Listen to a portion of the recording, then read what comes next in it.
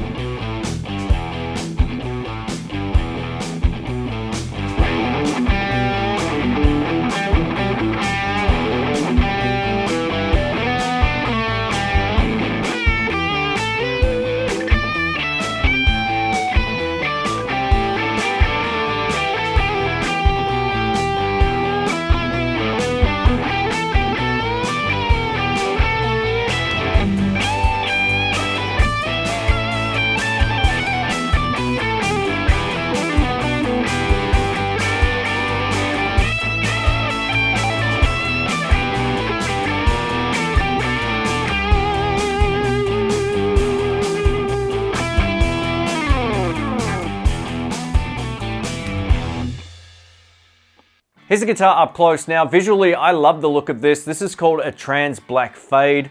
This is a solid body guitar, and as you can probably tell by the top, there's something different about it. That's because we get a double A figured maple top.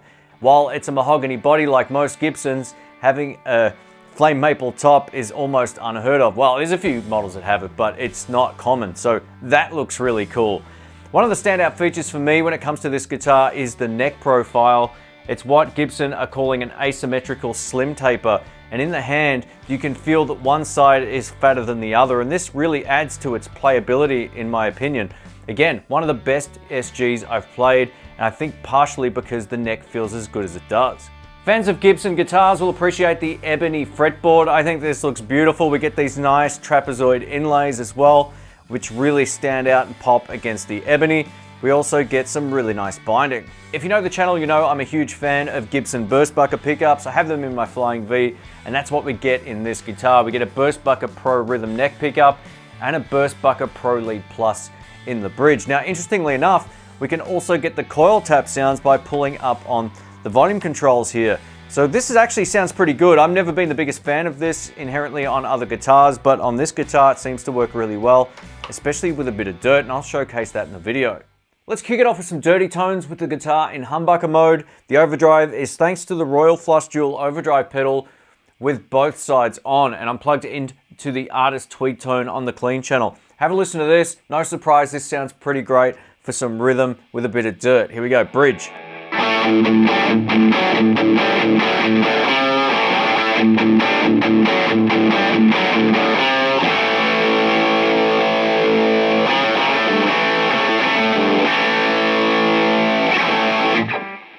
Neck.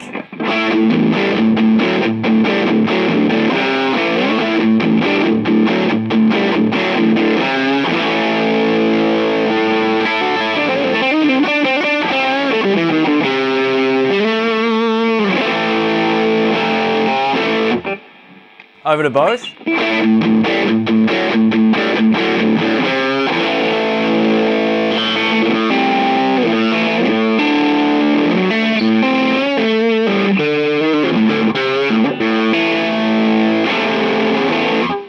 And one of my favorite things to do on an SG is just to turn down the neck pickup a little bit in terms of its volume, so it sort of cleans it up a little bit more.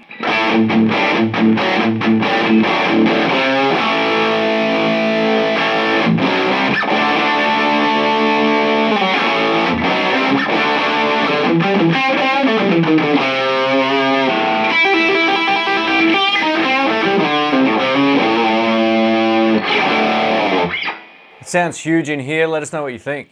Over to coil tap mode. To get into this mode, all you need to do is pull up on the volume controls. We'll try this with a bit of dirt to begin with. Bridge pickup.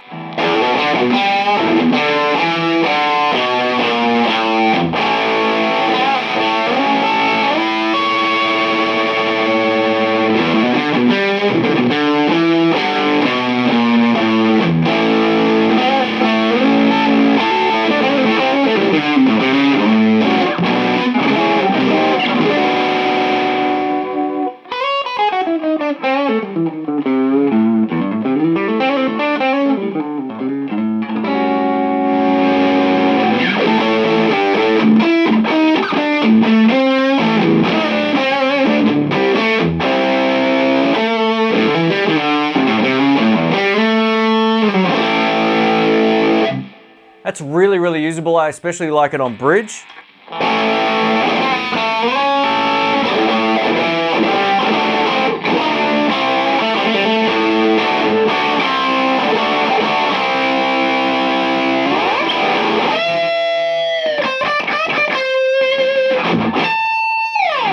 All right, over to some clean tones in humbucker mode, starting on the neck pickup.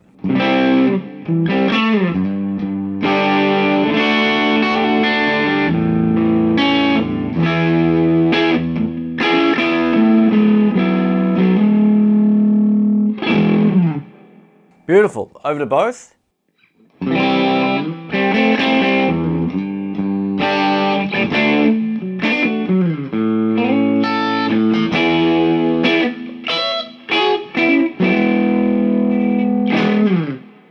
And over to bridge.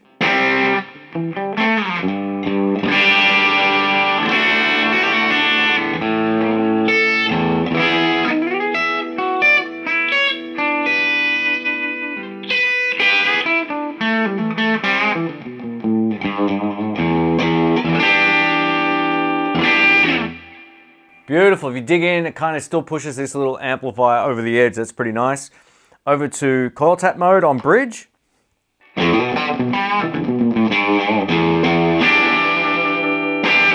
Definitely gets a lot brighter on that bridge pickup in the coil tap mode, so you can turn the tone control on.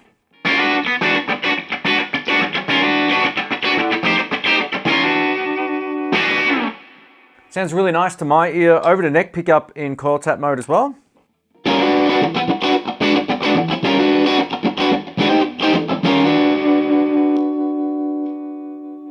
And over to both pickups with the neck just down a bit, and I'm going to open up the tone control on the bridge pickup. Here we go.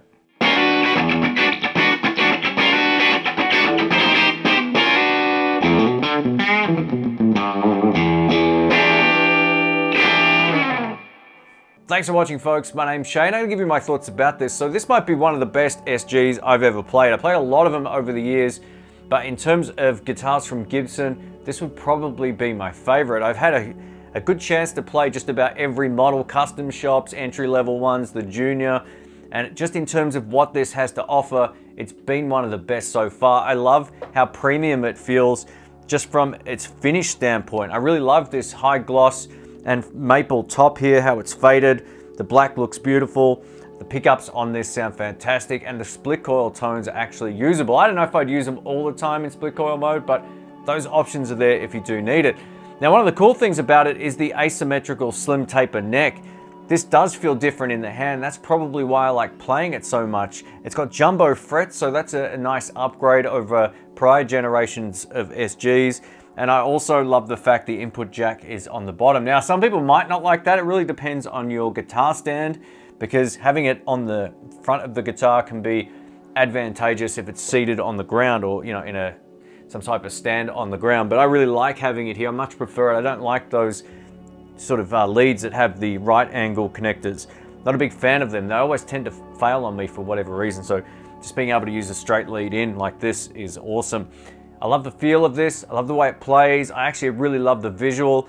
I think some people might assume this is more probably geared towards metal players, but I don't think so. I think it's kind of a really interesting finish. It appeals to a guy like me who's kind of boring, likes playing blues most of the time, and I could see myself using something like this. It's a really, really nice guitar, and it feels really premium in the hand. It's a big step up over a lot of the other SGs I've played, just in terms of how it feels. It feels great. So I have no complaints about this guitar, except for one. The fret edges along the bottom are a little bit on the sharp side, but it's just the way that it is, man. You can always find faults with anything, but if I had to critique it, that would be my only critique. The top feels fine. They're a little bit squared off, but yeah, they're a little sharp along the bottom, but nothing too bad. And the tuning stability has been pretty good as well, considering it's a Gibson.